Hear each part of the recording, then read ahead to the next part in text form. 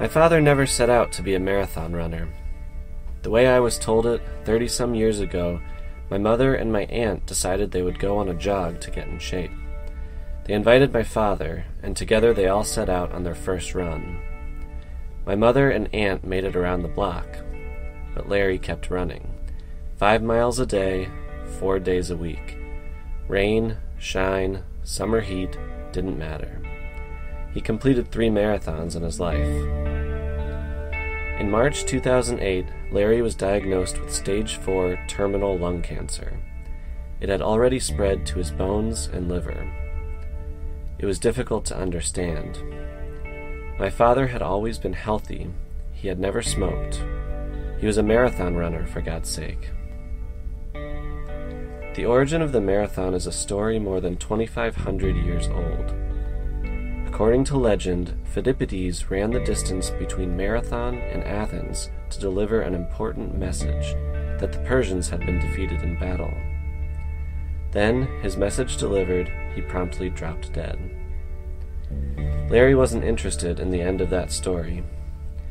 He endured countless rounds of chemotherapy, radiation, and experimental drug treatments.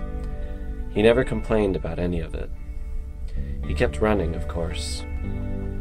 My family began fundraising for lung cancer research the year my father was diagnosed. First, it was just my father and my mother. By the second year, when the pain was too much and Larry had had to give up running altogether, I'm sure he was grateful that there was a team around him ready to pick up where he had left off. We called ourselves Lungs4Larry. On November 5th, 2010, my father passed away. He was 56 years old. And though he lived long enough to see and experience much joy, all I think about are the things he has missed.